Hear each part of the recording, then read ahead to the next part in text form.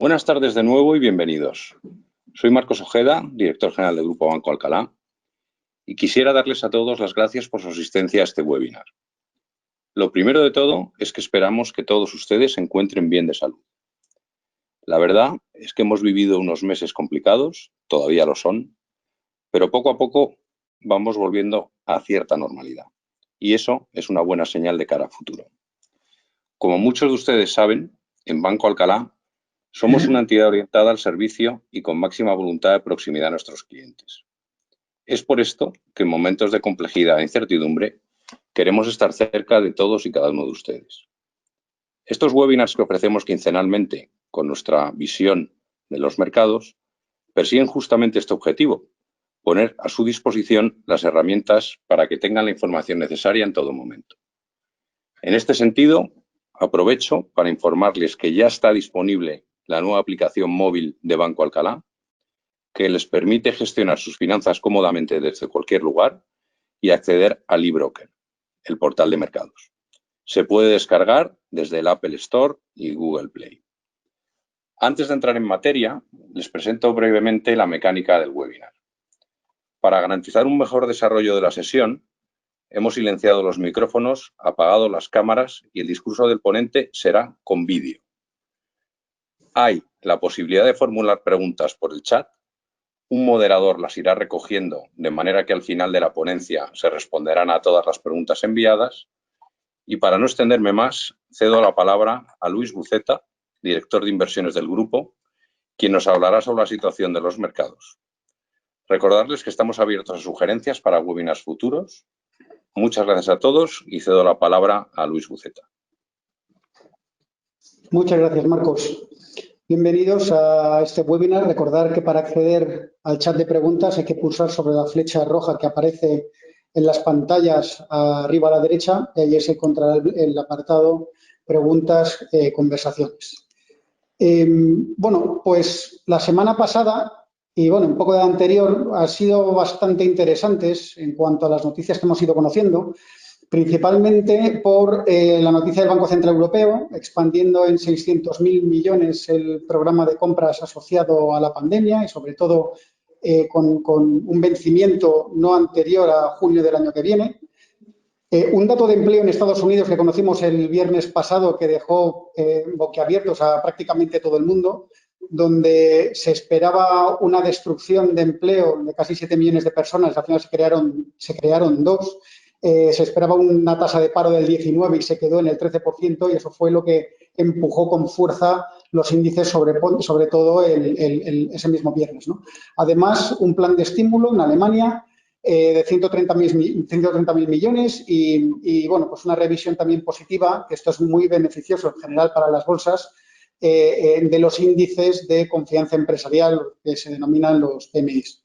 Aunque, bueno, como contrapunto, pues también en España pues se conoció que el dato de paro está ya casi en el 15% y sobre todo que tenemos 3 millones de personas bajo ERTES y aquí con el reto de que buena parte de estas personas pues se consigan reincorporar al mercado laboral y que no se conviertan en ERES masivos y que aumente sustancialmente la tasa de paro. Con todo esto, pues los activos de riesgo en general subieron, se comportaron muy bien, las bolsas, los bonos corporativos, las divisas de los mercados emergentes, el petróleo, y en contraposición, pues tuvieron un comportamiento algo negativo, pues los activos considerados como refugio, como por ejemplo los bonos soberanos americanos, los bonos alemanes, las monedas refugio tipo dólar, yen, el oro también cayó un poco. Y muy importante es que durante estas 2 últimas semanas ha seguido esa rotación de activos, esa rotación sectorial, geográfica, que comentamos hace 2 semanas que estábamos viendo ya una incipiente rotación y que probablemente podría continuar, ¿no? De compañías de crecimiento hacia compañías de valor, de compañías defensivas a compañías más cíclicas, dentro de esa visibilidad que parece que lo peor ha pasado y que ahora, pues en mayor o menor medida, toca ir recuperando, desde Estados Unidos hacia mercados tipo el europeo, Japón o mercados emergentes y, en definitiva, de la compra de beneficiarios de quédate en casa a beneficiarios de la vuelta al trabajo. Unos datos breves sobre la evolución de la pandemia, que ahora cada vez se ven menos, sobre todo en medios de comunicación, prensa y televisión. Pero vamos ya por 6,5 millones de contagiados, casi 400.000 muertos. Y estamos todavía con incrementos medidos en media móvil de 3 días de superiores a 100.000 contagiados en este sentido, ¿no? Hay países como Reino Unido y Estados Unidos donde siguen con incrementos bastante constantes, en el caso de Estados Unidos, además, superior a 20.000 personas contagiadas cada día, donde no baja. Algo parecido ocurre en Reino Unido a su escala. Y países emergentes del estilo Brasil e India con incrementos todavía exponenciales, y con Rusia y Filipinas que van un poco detrás, pero con incrementos algo parecidos. En general, Europa ya está muy avanzada en la fase de declive y los índices de movilidad que proporcionan estos datos de alta frecuencia que se estudian, pues bueno, siguen mejorando, recuperando poco a poco. Todavía queda, sobre todo en la parte más de servicios consumo, queda muchísimo, pero por lo menos se ve cierta estabilidad en la recuperación. Un tema importante que también ha estado ocurriendo durante estos últimos días es el tema de las protestas y el vandalismo en las calles de Estados Unidos, que ha eclipsado por completo el conflicto con China, de Estados Unidos con China. Ya prácticamente no se habla durante esta última semana de ello. El impacto de esto en lo económico pues no está muy claro, pero lo que sí parece que puede tener o está teniendo cierto impacto en lo político de cara a las elecciones en Estados Unidos, ¿no? Donde Donald Trump, que antes de la pandemia contaba con un índice de aprobación del 48%, bajó al 44% con la gestión del virus, y ahora mismo, pues de la última semana, pues ha bajado 2 puntos más, y donde parece que en las encuestas Joe Biden, pues bueno, le está cogiendo, ha tomado un poco el liderazgo y le ha cogido un pelín de ventaja a Donald Trump en intención de voto. Desde un punto de vista estratégico, estas últimas 2 semanas creo que pueden estar dando una señal bastante importante. Lo comentábamos con la propuesta del Fondo de Recuperación que se había hecho en Europa, y yo creo que viene bien ponerlo en perspectiva, porque durante los últimos 10 años los inversores a nivel mundial y en especial los americanos han dejado bastante de lado la bolsa europea y en concreto la española. Las razones han sido varias, pero principalmente, primero, el régimen de austeridad que siguió la gran crisis financiera, sobre todo promovido por Alemania, hizo que la recuperación de Europa después de la gran crisis fuera muchísimo más lenta. Luego, una estructura económica inacabada en la que teníamos una unión monetaria, pero no se conseguía avanzar en la unión fiscal. Estos 2 temas son los que un poco ataca el fondo de recuperación, como ya estuvimos comentando. Luego, un sistema bancario donde una regulación en Europa mucho más estricta que en Estados Unidos hacía perder el papel fundamental que tenía el sistema financiero también en la propia recuperación económica. Y esto ha hecho que durante todo ese periodo de estos 10 años la bolsa europea, pues básicamente subiera la mitad de lo que ha subido la bolsa americana. Y esta crisis está cambiando estos parámetros de una manera, yo creo, bastante contundente, ¿no? Y radical. Primero, la contención de la pandemia se está viendo que está siendo más efectiva que en Estados Unidos. Es verdad que con un coste económico quizás mayor, pero de momento, por lo menos, actualmente ya tenemos, como comentaba antes, estamos en una fase de declive, entrando en el desconfinamiento y con una recuperación de la normalidad donde todavía parece que riesgos de segunda ola de contagios, aunque lleguen, pues parece que pueden ser más tenues, y que incluso aun llegando, pues la consecuencia en cuanto a nuevas medidas de aislamiento social pues no serán las que hemos estado sufriendo hasta ahora. Pero luego, muy importante, el papel que está teniendo el Banco Central Europeo, completamente distinto. Lo hemos estado contando durante todos estos meses, además de los 600.000 millones de los que acabo de hablar, pero es que no hay que olvidar que en 2011, primero no hizo nada básicamente el Banco Central Europeo durante los primeros años de la gran crisis financiera, y en 2011 subieron tipos de interés. que metió la economía de la zona euro en una segunda recesión, hasta incluso antes, algunos meses antes de la gran crisis también hubo una subida de tipos de interés y hasta 2012 no llegó lo que haga falta de Draghi y empezó la expansión del balance del Banco Central y los programas de compras de bonos, ¿no? Y luego el fondo de recuperación. El fondo de recuperación, que todavía no se ha avanzado nada en las negociaciones. Se espera que para julio, en una reunión de la Comisión Europea, pues se avance sustancialmente y también hay que ver que realmente se implemente en enero de 2021, ¿no? Todavía queda y vamos con retraso con respecto a nuestra competencia principal, ¿no? Que pueda ser Estados Unidos. Pero ya nos pone en un entorno mucho más cercano al de Estados Unidos y lo hemos estado viendo, ¿no? El euro ha estado ganando valor, los diferenciales de crédito, sobre todo de los países periféricos y también los diferenciales de crédito de los bonos corporativos se han reducido sustancialmente. Las primas de riesgo también lo estamos viendo en el sistema financiero, en concreto en el sector de los bancos, donde el Banco Central Europeo está dando todas las facilidades y todas las medidas para que puedan seguir siendo ese papel clave que tienen en el mecanismo de transmisión monetaria.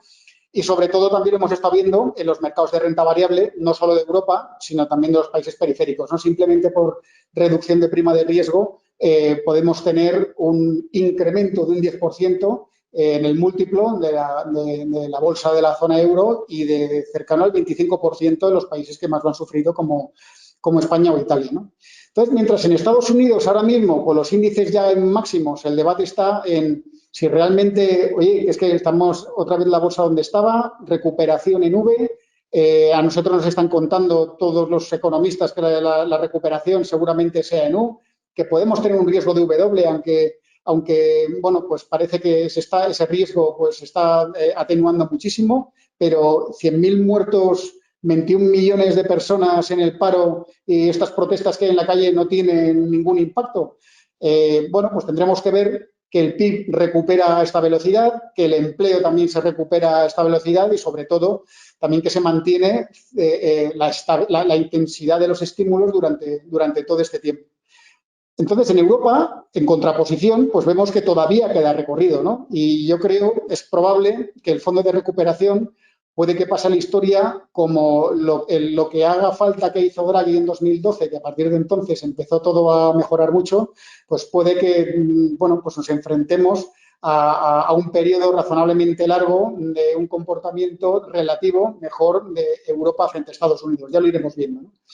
De todas maneras, esta rotación de la que estaba hablando, conforme vaya entrando el verano, bueno, pues hay ciertos indicadores que tienen de alguna manera que validar que pueda seguir ocurriendo. Por un lado, uno de los indicadores más importantes a seguir es la evolución de los tipos de interés a largo plazo, como hemos estado viendo en Estados Unidos, con la TIR del bono a 10 años ya superando el 0,8, algo parecido, aunque todavía en negativo en el caso del boom, es decir, las curvas de tipos de interés cogiendo algo de pendiente y, sobre todo, que los índices de confianza empresarial, estos PMIs o en Estados Unidos ISMs, no pierden fuelle, ¿no? Y más o menos consiguen mantener algo el momentum. Esto es bastante difícil, la verdad, los dos temas. Primero porque al final los programas de compras, aunque la Reserva Federal y el Banco Central Europeo no comenten que tienen dentro de sus objetivos la gestión de la curva de tipos de interés y que quieran mantener plana, como así lo hace el Banco Central de Japón, bueno, pues es probable que quieran mantener unos tipos de interés de mercado a medio y largo plazo contenidos para evitar problemas dentro de esa brutalidad de emisiones que estamos viendo y que seguirá la intensidad durante los próximos meses. Y segundo, porque bueno, pues al final en los PMIs repercute mucho bueno, pues en el nivel de confianza, pues el nivel de paro que hay en las economías. Y bueno, pues aunque tuvimos un muy buen dato el viernes pasado en Estados Unidos, tenemos que ver que mejoran también en Europa, esa mejora seguramente no sea lineal y pasemos pues unos meses de verano que a lo mejor pues pierden un poquito de fuelle, como comento, y probablemente si eso ocurre, pues volvamos otra vez al liderazgo de los sectores defensivos, de lo más seguro en cuanto a crecimiento, de Estados Unidos, etcétera.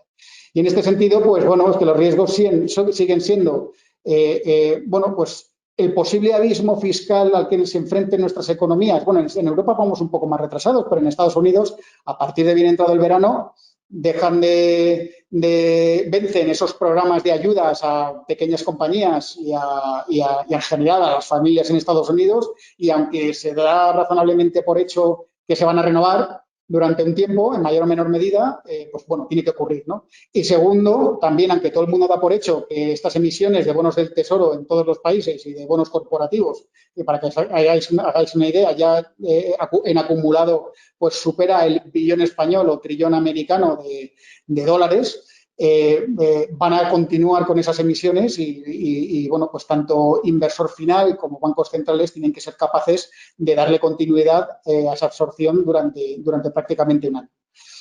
Bueno, entonces en los mercados, como he comentado, hemos visto 2 semanas razonablemente positivas, con bolsa europea subiendo casi un 7,5%, bolsa americana un 5, poco más del 5%, el IBEX un 7%, los bancos que llevan un rally de más del 20% desde mínimos, pero bueno, estas 2 semanas cerca de un 14%, y mercados emergentes también con subidas considerables de un 9%, y sobre todo con esa rotación sectorial de la que sigo insistiendo, liderados por sectores de energía, financieros, industriales, en contraposición con consumo estable, salud y tecnología, que no lo ha hecho especialmente mal, más o menos se ha mantenido, ha caído un poquitín en algunos casos, pero bueno, siguen ahí en los niveles máximos del año. También se han comportado bastante bien los diferenciales de crédito, que siguen reduciéndose. En el mundo de los bonos de alto rendimiento, cerca de 90 puntos básicos, ya los tenemos en 340 puntos básicos aproximadamente, que es donde llegó los diferenciales del grado de inversión al principio de la crisis en marzo, ¿no? El grado de inversión ahora mismo lo tenemos en 58, desde esos 300, que se ha reducido cerca de 10, 15 puntos básicos, y periferia, donde España, pues con reducción de 17 puntos básicos, e Italia de 24, ¿no? Sigue esa tendencia a una mejora, y que además es bastante importante de cara a que las compañías europeas, pues al final tengan una competitividad desde el lado de la posible utilización de su balance similar al de las americanas, y no hay en ese sentido, primero, una balcanización en el caso de los países dentro de Europa, con España e Italia, con compañías similares a Francia o Alemania, y que ahí se muevan en un entorno competitivo distinto, y luego en comparación con las compañías americanas.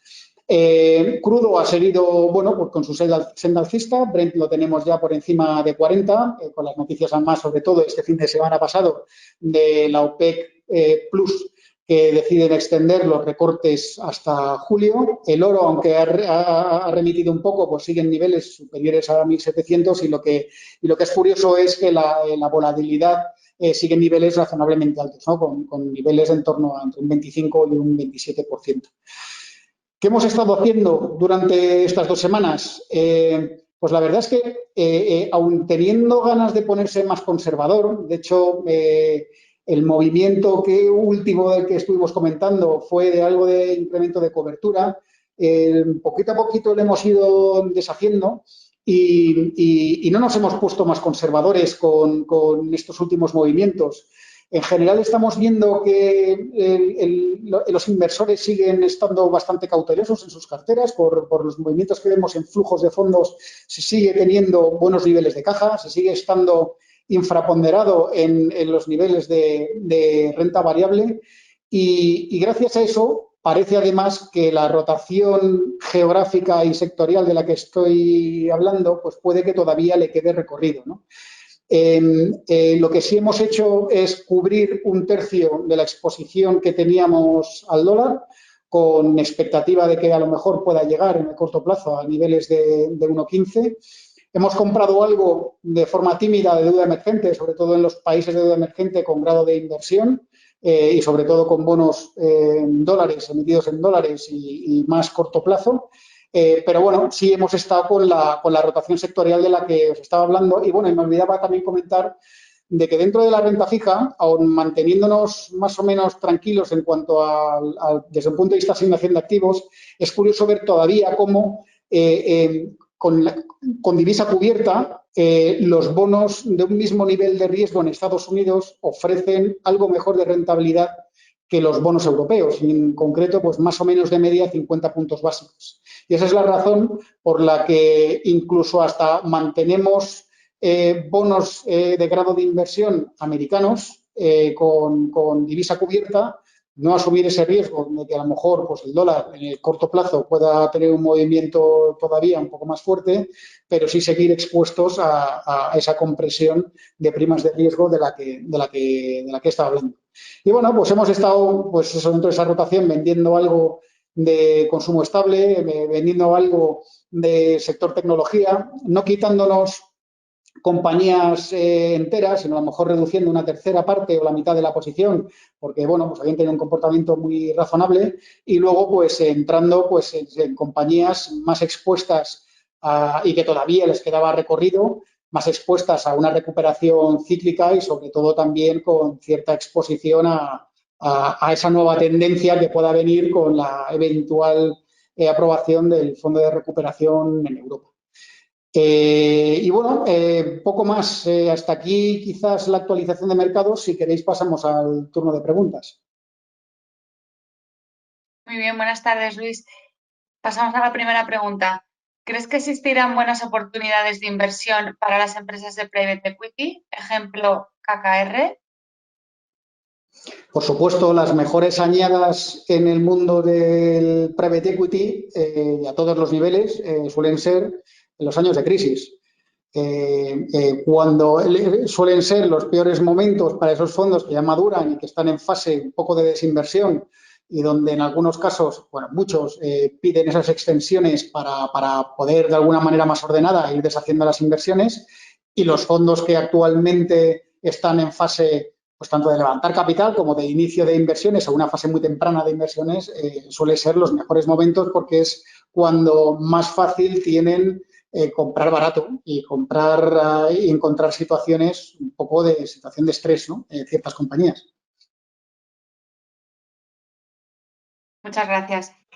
A estos niveles de bolsa americana, ¿qué hacemos? Buena pregunta. Quizás bajar un poco el peso de la bolsa americana. Si no se quiere bajar el peso, porque en el fondo, al final es que la historia en la mayoría de los casos te demuestra que intentar encontrarle el timing al mercado es muy complicado y muy difícil es ver los puntos mínimos para entrar al mercado, siempre se llega tarde, y muy difícil también ver los puntos máximos y vender cuando empiezan las correcciones por saber si van a seguir o no. Entonces, la inversión en renta variable, en general, debería considerarse una actitud. Es decir, bueno, yo estoy invertido en renta variable porque considero que es el mejor tipo de activo para hacer crecer un patrimonio, sobre todo en términos reales, ajustados por inflación a lo largo del tiempo, ¿no? Entonces, pues bueno, pues mantenerse invertido. Bueno, si es verdad que a lo mejor cuando ya está a estos niveles, pues bueno, no pasa nada por vender sobre un 100%, a lo mejor un 5 o un 10%, no pasa nada. Si esto sigue subiendo, si sigue recogiendo buena parte de la subida, y bueno, si cae, pues ya volverá a subir. Pero sobre todo yo creo que es importante ya analizar potenciales de revalorización de algunas cosas donde los múltiplos se han ido ya un poquito, ya están muy ajustados, demasiado exigentes, y donde a lo mejor pues todavía a lo mejor les puede quedar poco recorrido en el medio plazo, incluso que lo hagan mal, en contraposición con otras compañías perfectamente igual de buenas, entre comillas, pero a lo mejor con ese sesgo cíclico donde han recuperado, pero a lo mejor todavía para recuperar los niveles anteriores a esta historia del virus, pues igual les queda un 15 o un 20% de recorrido en la mayoría de los casos, y en otros pues les puede quedar un 40 o un 50. Muy bien. Respecto a inversión en renta variable, por un lado preguntan si es momento para invertir en renta variable y por otro si es momento de reducir la exposición en renta variable. Bueno, pues lo que estaba comentando es que, bueno, pues la verdad es que con estos niveles, sobre todo en Estados Unidos, dan ganas de bajarse un poco de exposición. De momento, ya digo, no lo hemos hecho, no lo descartamos en los próximos días. Lo que sí es verdad es que creo que le queda recorrido todavía a esa rotación, principalmente geográfica. Yo creo que Europa en general le queda algo de recorrido todavía para ir alcanzando niveles similares a los que había en febrero. Hay que recordar, y yo creo que aquí es importante, que la bolsa americana estaba especialmente exigente antes de que esto cayera, bajo muchísimas métricas se podía considerar que estaba cara.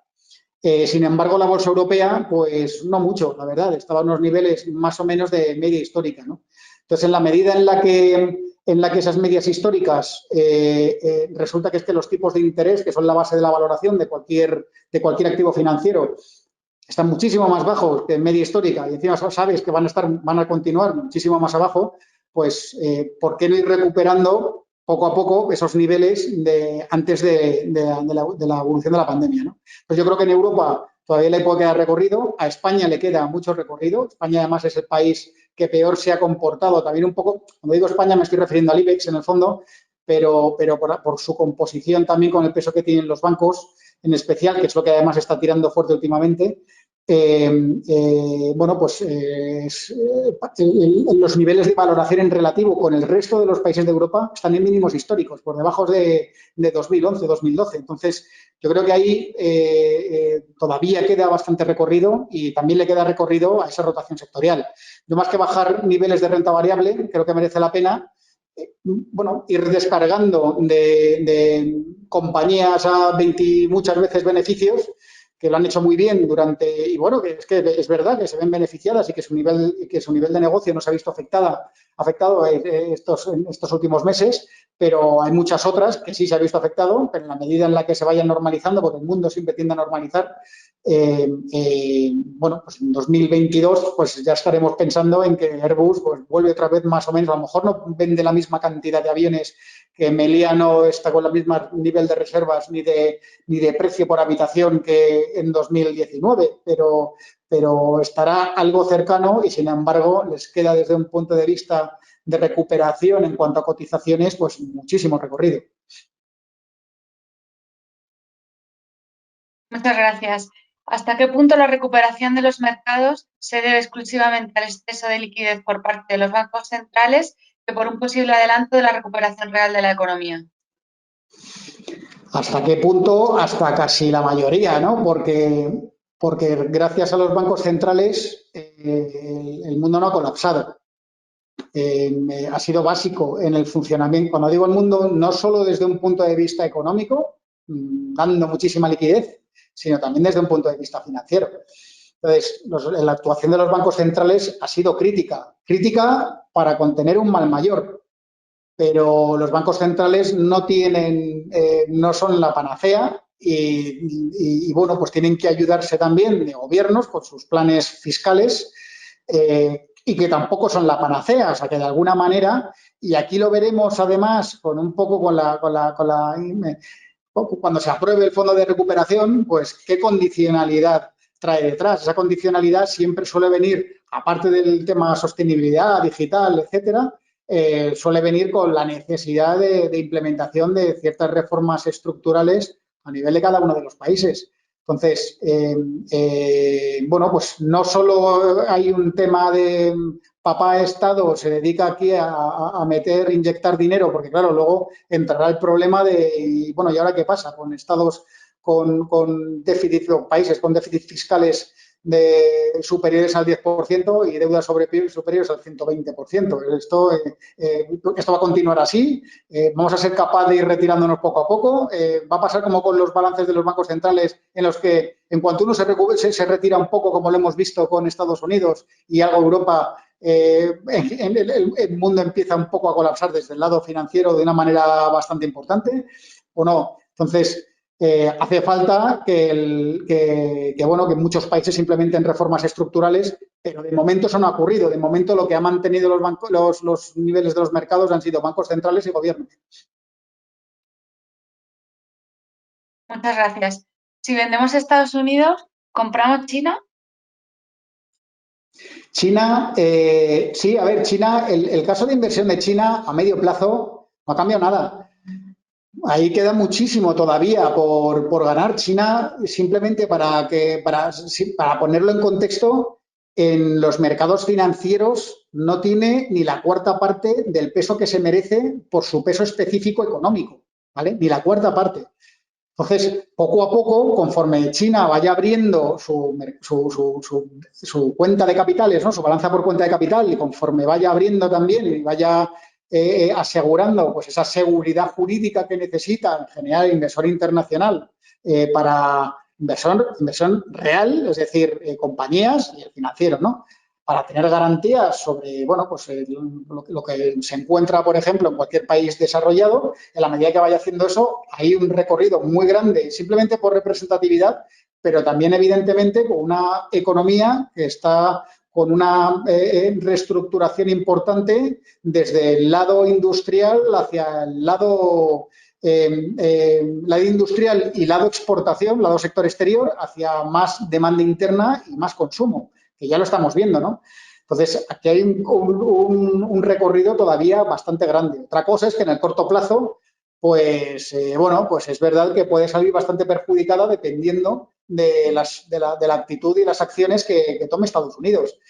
Y además que a China le vaya bien, pues también influye en muchos países emergentes, sobre todo de la zona asiática. Eso yo creo que tiene que ser una inversión, o porque se tiene inversiones en directo allí, digo, una inversión central para medio y largo plazo, o porque, que a mí siempre me ha gustado un poco más, porque, bueno, pues los estándares, la calidad de información es distinta, es muchísimo mejor comprar compañías europeas o americanas con buena exposición a estos países, pero son compañías con equipo directivo, gestión de países desarrollados y sobre todo con información pública periódica y analizadas por muchísima gente en Europa y en Estados Unidos. Hay muchas compañías de estas multinacionales grandes que el 70%, 60% pues le viene de países emergentes y en concreto muchos, la mitad de sus ventas vienen explicadas por China. Muy bien. Respecto a los dividendos de compañías, preguntan si estás viendo recortes adicionales en dividendos, si tiene sentido construir una cartera por rentabilidad por dividendos, qué compañías recomiendas y preguntan por el caso concreto de Inditex, que ha recortado dividendos. Vale. Respecto a la gestión por dividendo, que además nosotros, bueno, pues es un poco quizás nuestro círculo de competencia, ¿no? Dentro de la gestión discrecional de renta variable, tanto a través de fondo de inversión, donde tenemos el Alcalá Acciones, que por cierto va con una rentabilidad negativa en el año de solo el 1%, y los mandatos que hacemos en general de renta variable tienen un perfil de gestión por dividendo, donde siempre he creído en ella.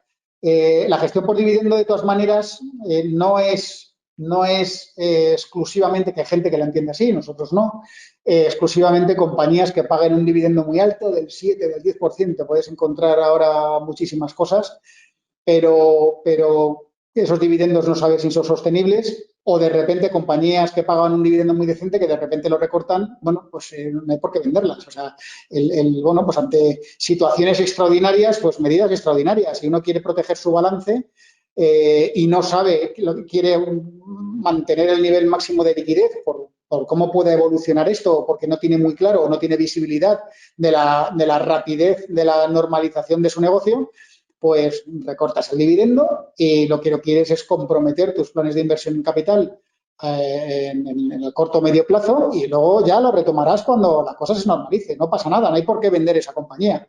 De hecho, por ejemplo, pues un Inditex de turno, ¿no? Inditex es una compañía fantástica, presenta resultados hoy, donde la verdad es que el mensaje que yo creo que ha dado la compañía es muy razonable, sobre todo teniendo en cuenta que su negocio está en el centro del ojo del huracán de lo que está ocurriendo, ¿no?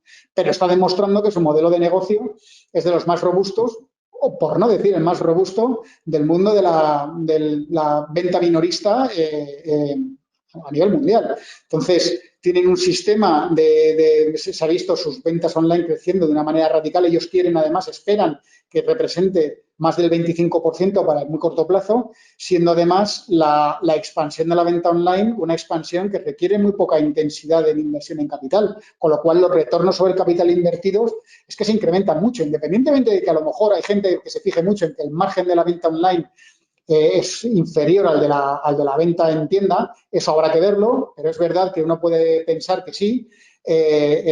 Lo que sí es verdad y es mucho más importante para la evolución de una inversión financiera en el medio y largo plazo, no solo los márgenes, sino los retornos sobre el capital invertido, que se incrementan de forma sustancial. Entonces, ya los múltiplos que se pagan por lo que invierte Inditex, pues se pueden incrementar en bastantes puntos básicos. Entonces, bueno, pues es un claro ejemplo en el que no hay que vender una compañía como Inditex. Lo que ocurre con Inditex es que aquí se enfrentan, por ejemplo, y esta es otra historia que, bueno, que comento así de forma muy rápida, se enfrentan a una tendencia, ¿vale?, que es un poco lo que está ocurriendo a lo mejor en el mundo del petróleo o en el mundo del plástico, más a medio plazo bueno, pues el mundo se está dando cuenta de que el sector textil es el segundo sector que más contamina del mundo. Y entonces, pues en la medida en la que mucho consumidor, y sobre todo más en el mundo anglosajón, esta generación millennial y Z, etcétera, pues que cada vez están más concienciados con este tema, pues de repente pues se pueden poner a pensar, o ya lo están haciendo, que para qué necesitan comprarse ropa todas las semanas y no hace falta estar regalando bolsas de ropa cada 3 meses, ¿no? Y que uno puede aguantar la ropa en el armario mucho más tiempo y reducir un poco la intensidad de compra. Si esa tendencia un poco se confirma y se intensifica, pues va un poco en contra del éxito, del gran éxito que ha tenido Inditex, que ha sido ese incremento de la frecuencia de compra de una ropa que no es tan barata, pero sí crean esa sensación de escasez y de necesidad de estar comprando con cierta recurrencia. Entonces, eso, bueno, pues es una tendencia a lo mejor un poco distinta, donde dices, bueno, si no lo veo tan claro, pues a lo mejor no tengo tanta inversión o tanto porcentaje de inversión ahí. Pero yo creo que, por no desviarme, la inversión por dividendo siempre hay que tenerla en cuenta, sobre todo un dividendo a lo mejor no tan alto, pero sí sostenible, decente y que crece de forma que la capitalización es compuesta, unos crecimientos del 5 o 7% del dividendo todos los años, como hemos visto, un montón de compañías. Uno ve, por ejemplo, la historia del dividendo de una compañía francesa que se dedica a los gases industriales como Air Liquide. Es que es brutal, es que lleva 30 años que no baja el dividendo.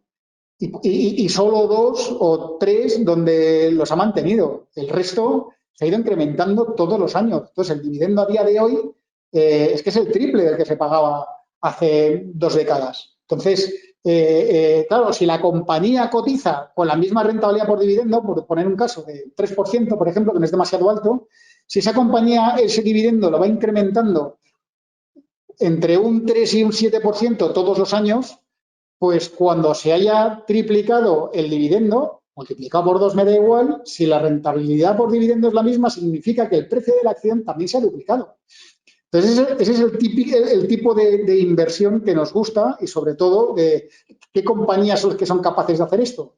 Pues las compañías con negocios muy sólidos, de cierto corte oligopolístico, donde las barreras de entrada son muy altas, donde tengan una ventaja competitiva sostenible a lo largo del tiempo y donde ves que el equipo directivo, realmente la gestión que hay de fondo es de mantener esa ventaja competitiva, de mantener esas barreras de entrada y de ir haciéndolo crecer, porque están, sobre todo, en muchos casos, en industrias con una tendencia de crecimiento estructural. Mientras el mundo crezca, pues lo que venden, pues cada vez venderán más. Y, sobre todo, mientras la población envejezca, pues seguramente también. Mientras se desarrollen los sistemas de salud en muchos países del mundo, pues también. Mientras se desarrolle la tecnología, la electrónica, etcétera, pues también. Entonces, todos estos son negocios, estos son clientes finales de una compañía como Air Liquide, ¿no? Entonces, ¿para qué más compañías? Pues bueno, yo aquí lo que recomendaría es que se pusiera en contacto con su banquero privado y, bueno, pues a través de él, pues ya tendríamos una conversación de qué tipos de compañías son los que más pueden encajar, dependiendo de cada uno de los sectores. Muchas gracias, Luis. Siguiente pregunta. Tengo farmacéuticas como Roche, Bayer, Grifols y Novartis. ¿Sigo manteniéndolas? Sí, la verdad es que salvo que, o sea, quizás la venta de estas compañías, como ha ocurrido, por ejemplo, en nuestro caso, que no hemos vendido ninguna de ellas, solo tenemos Grifols, Sanofi, Novo Nordisk, bueno, CVS es una compañía americana, y bueno, otra ya del sector parecida pero distinta que se llama Sonova, que se dedica al mundo de los audífonos.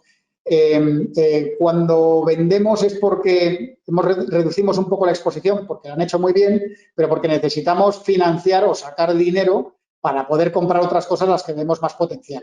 Si no es el caso, pues yo creo que son compañías para mantener, no sé, desde un punto de vista a lo mejor por valoración, me gusta más, bueno, Sanofi que Novartis, pero bueno, al final son compañías en general todas razonablemente parecidas. Roche es la que quizás mayor calidad tiene su negocio de todo el sector casi farmacéutico, y Grifols tiene un negocio que es incomparable.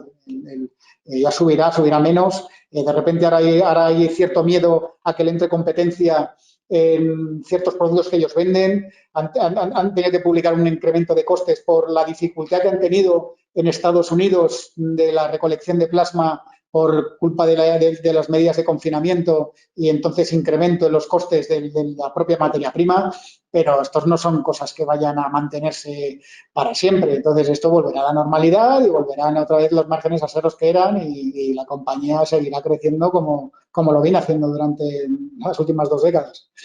Igual no a esos niveles porque, bueno, cuando la compañía es grande pues cuesta más seguir creciendo a los mismos ritmos, pero bueno, es una compañía para mantener para mucho tiempo. Muy bien. Hace tiempo que no se habla de vacunas. ¿Puedes actualizar un poco?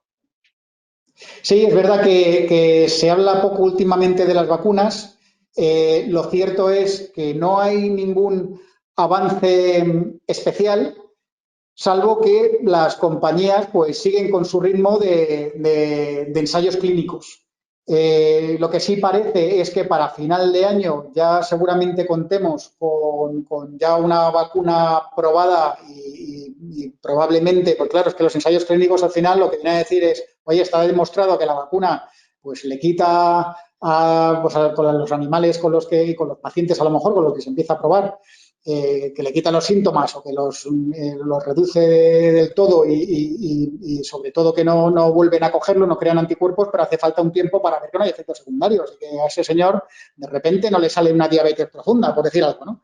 O de tipo 2 o tipo 1 o lo que fuera. Entonces, eso requiere un tiempo. Parece ser que para final de año ya tendremos algo que funcione bien, y no solo es necesario, y sobre todo porque además tanto la administración pública de cara a la aprobación y sobre todo las propias farmacéuticas de cara a esa fase de fabricación de las vacunas están dando muchísima prisa, porque por ejemplo, bueno, todas se están licenciando, ya empezando a licenciar para que no solo sea el dueño o el que la ha descubierto el que la fabrique, sino que haya otras compañías líderes en vacuna, como por ejemplo puede ser Sanofi, que también las pueda fabricar, ¿no?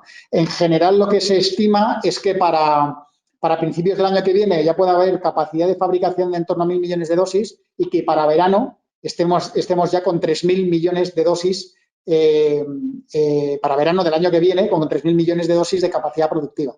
Es a partir de ahí donde realmente tendremos ya una inmunidad, yo creo que ya muy generalizada, y donde la normalidad ya sería solo cuestión de tiempo. Muchas gracias. ¿Previsiones sobre euro-dólar? Dentro de la dificultad que tiene la divisa, tiene pinta de que el dólar debería seguir un poco esa tendencia, salvo que de repente algo se tuerza muy gordo y entonces vuelva a actuar como moneda refugio, en la medida en la que lo que los ingleses denominan el riesgo de cola, es decir, esos escenarios pesimistas, más o menos los tenemos ya descartados. Ese efecto moneda refugio empieza a desaparecer, empiezan a entrar más los fundamentales económicos, ¿no? para el dólar. Y el dólar en general está bastante apreciado o algo caro, tanto en términos de lo que se denomina Trade Weighted Index, que al final es el índice que se pondera con otras divisas dependiendo de las relaciones comerciales que hay con esos otros países, como directamente, además, que supongo que la pregunta va por ahí, como contra el euro. Entonces, tanto por balanza por cuenta corriente como por balanzas fiscales, ¿no? Y sobre todo por diferencial de tipos de interés que básicamente casi ha desaparecido. Entonces, bueno, pues deberíamos seguir viendo una depreciación del dólar, sobre todo por ese incremento de oferta de dólares tan descomunal que hemos visto. Y por otro lado, porque en Europa, de tenerlos, o la zona euro, de tener un riesgo a que, oye, que es que o actúan o lo que es el proyecto del euro tiene cierto riesgo a que se rompa en el medio plazo, pues ese riesgo, pues ahora pues tienes más, se ha minimizado, ¿no? Entonces, bueno, pues seguramente, y sobre todo también por flujos de inversión, de lo que me he estado comentando antes, de esa rotación geográfica, pues también influye positivamente en el euro. No digo que se vaya a 1,20, no tengo ni idea en el fondo, pero bueno, yo creo que niveles de 1,15, 1,16, en un momento dado, pues no serán descartables. Muy bien, muchas gracias. ¿Hay algún sector que hoy te guste mucho? Hombre, es verdad que el sector de tecnología, entendiéndolo en el amplio sentido de la palabra, y en la tecnología, a ver cómo me explico. La tecnología no me gusta entenderlo como pura tecnología, sino a lo mejor como compañías industriales de consumo que tengan un componente tecnológico muy alto y que gracias a ese componente tecnológico le haya dado una ventaja respecto a sus competidores y sobre todo, pues eso, una posición competitiva muy avanzada, ¿no? En este sentido, compañías estilo SML, compañías estilo Infineon, compañías estilo Ericsson, Apple, Microsoft, Google, estas compañías en general, es verdad que a lo mejor ahora, pues bueno, pues a lo mejor pues el recorrido no es muy alto, incluso pues, si tiran un tiempo no haciéndolo bien, incluso haciéndolo mal, pero son compañías que a la larga lo harán mejor que el resto. Sobre todo cuando esos retornos sobre capital invertido de los que hablaba son muchísimo más altos o prácticamente el doble que los del mercado. Hay que pensar que el capital que invierte un Alphabet o un Apple o incluso Amazon mismo, que gana poco dinero, pero los retornos sobre el capital que invierte gana poco dinero porque le reinvierte mucho, pero genera poca caja por eso, ¿no? Pero es que está todo el rato reinvirtiendo en capital y son reinversiones muy rentables. O un Infineon, un Ericsson, etcétera, pues estamos viendo retornos medios sobre capital invertido de 30 y 40%, que es que eso no se ve prácticamente en ningún sector, ¿no? El sector farmacéutico también es bastante rentable. Pero es verdad que si la pregunta va más por sectores que me puedan gustar más en el corto plazo, me iría más a compañías industriales. Muchas de ellas también tienen una ventaja tecnológica importante, que muchas de ellas tienen posiciones dominantes por cuota de mercado, que al final acceden a las economías de escala y que además, gracias a eso, pues en muchos casos tienen unos balances muy sólidos, donde se han visto penalizadas por culpa de toda esta historia, que han recuperado, que a lo mejor tienes desde mínimos revalorizaciones del 40%, pero que todavía les quedan un 15-20% mínimo por recuperar.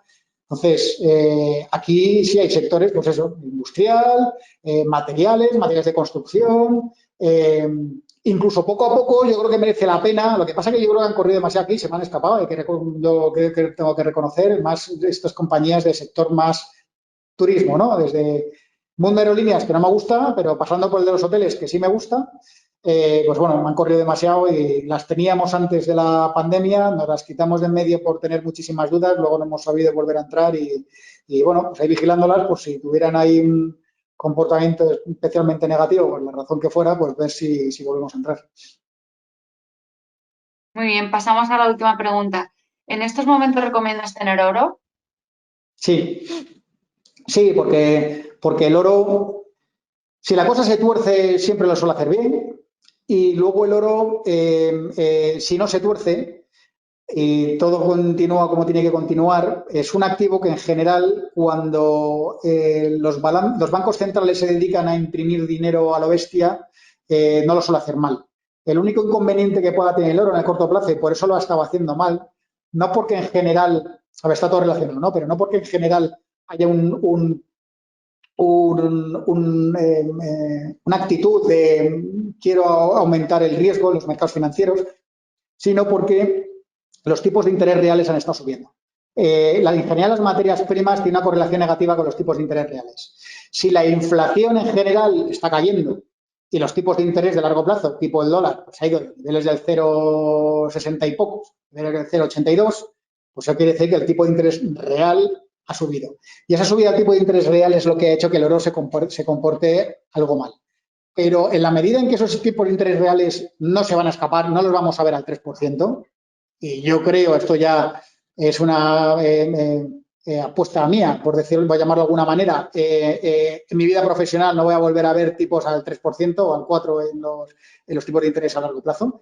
En la medida de que eso no ocurra, y sobre todo que la expansión de los balances de los bancos centrales van a tender a hacer que la divisa como moneda dentro de un sistema de reserva fraccionaria tienda a depreciarse, los activos reales tipo oro pues lo tendrán que hacer bien.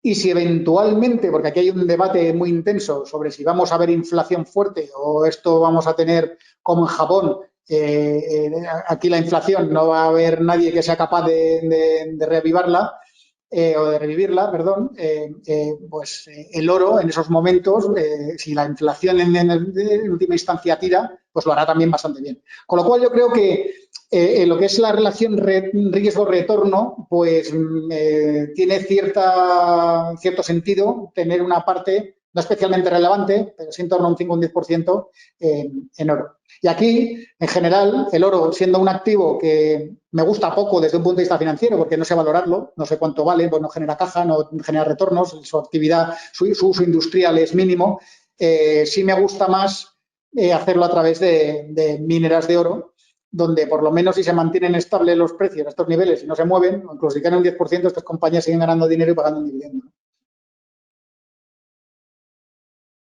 Muy bien, muchas gracias, Luis. No hay más preguntas. Muy bien, pues nada, muchas gracias a todos. Bueno, quedamos a su disposición para cualquier duda que pueda surgir. Nos podéis enviar las dudas al email que sale en pantalla, info@bancoalcalá.com. Y bueno, pues aprovecho también para informar que mañana recibirán un email en el que encontrarán un enlace al webinar. Iremos publicando además también puntualmente en nuestro blog de research del grupo. Y bueno, pues esperamos que les haya resultado interesante. Nos emplazamos a futuros webinars que iremos comunicando. Y nada más, muchas gracias por su interés y buenas tardes.